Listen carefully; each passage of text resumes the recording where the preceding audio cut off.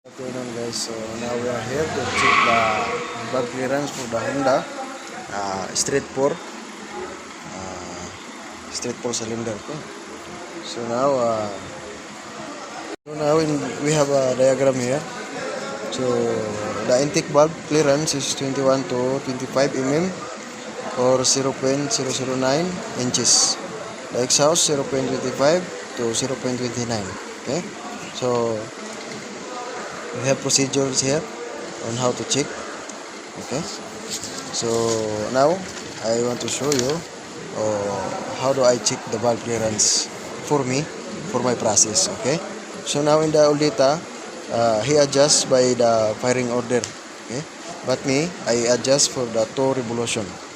Okay, so if you see here, so if you see about this diagram, I have a separate video here for the torque specs and patterns and the timing, and the torque for the main bearing, connecting rod, cylinder head, and timing. Okay, and adjust for the valve clearance and the piston ring gap. So we have I have video separate here. Can you check to my video? Okay, so now the diagram or the manual, he adjusts by firing order. He adjusts the valve clearance, but me, I already adjust by my way to turn revolution. Okay, so now this is the camshaft. This is the camshaft. This is the exhaust, and this is the intake. So now the piston number 4 is in the top. Okay, and the valve is free. Okay, so as you can see in the intake sprocket, did you see the number 4 number? Okay, so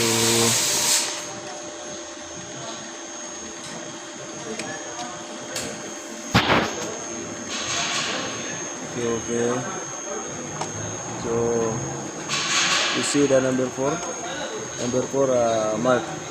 Okay, from this side have number 4.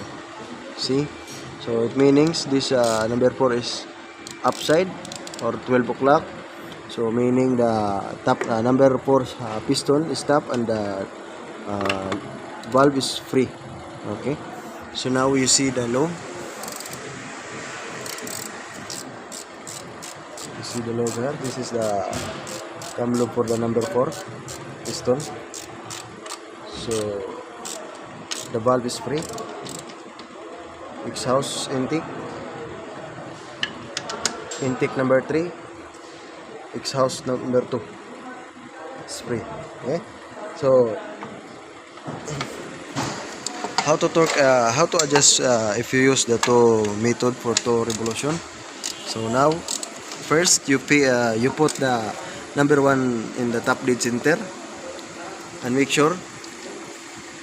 Okay, I want to show you how. Okay, now you see in the downside from the crankshaft pulley, we have a 4 mark. We have now you see the white mark is aligned with the dot for the front cover, engine front cover. So it means this is the top dead center. Now the number 1 is in the top dead center, and the crankshaft pulley, the white mark aligned for the dot in the front engine cover. Okay, so now if you see in the,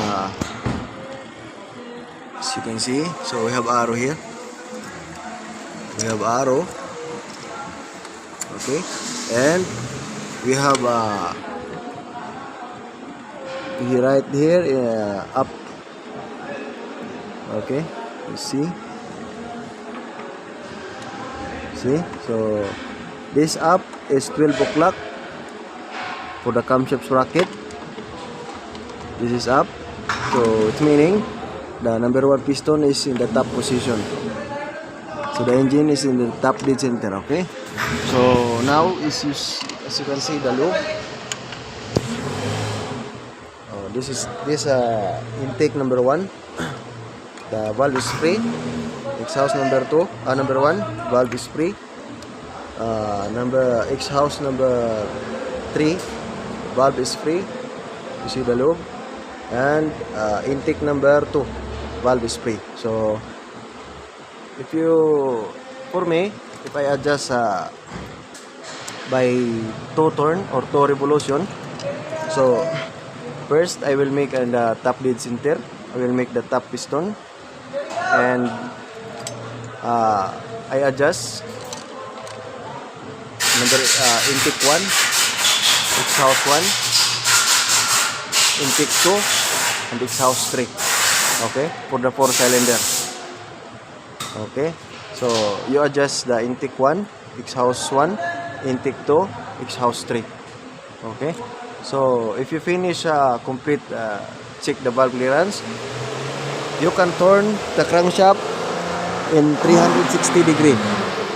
You see the mark, you turn and you return the white mark in the position. 1 revolution for the crankshaft is 2 revolution for the camshaft. Okay, so if you turn 1 revolution from the crankshaft, the top dead, the piston happen is the number 4 is in the top dead center, and the valve is free. Okay, so 1 turn for the crankshaft, it will make 2 turns revolution method for checking the valve clearance. Okay, so now this is first you make a top dead center. You can see this upside. Now I turn the crankshaft. I will put again the white mark to the front engine cover in the dot. Okay, now I already turned in 1 revolution for the crankshaft. I put the white mark for the crankshaft pulley to the dot for the front engine cover. So now what will happen in this camshaft sprocket? So the number 4, you see the number 4 number is in the 12 o'clock, and the piston number 4 is top dead center, and the valve is free. Okay, so now you can adjust exhaust number 4, intake number 4, intake number 3, and the exhaust number 2. Okay, so now this cam loop is free, and the valve is free. Okay,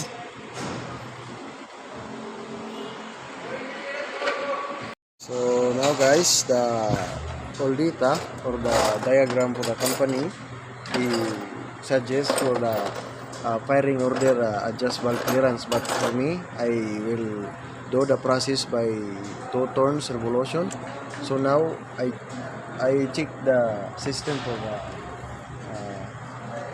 Honda for the firing order. Now I put the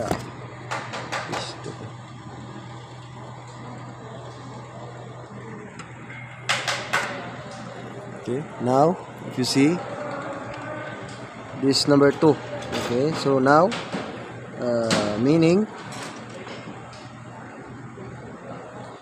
so that mean that the number 2 piston is in the top dead center, and you adjust the valve clearance. Okay, so the process for the diagram or the system is the firing order, check valve clearance, but me I use the 2 turns, but now I check the clearance for the firing order if the same when I check the clearance for the 2 turns. Okay, now you see the number 2, so this is the number 2.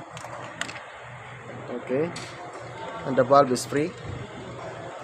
You can check by the rocker arm, and I already checked the pillar gauge, it's the same. Okay, before I check this 23 mm, now the same 23, and the exhaust is the same 25. The best is 2 turns revolution because it's easy. Okay, if the firing order the same not the same process, but the same point. Okay, after you finish and check the clearance, the same.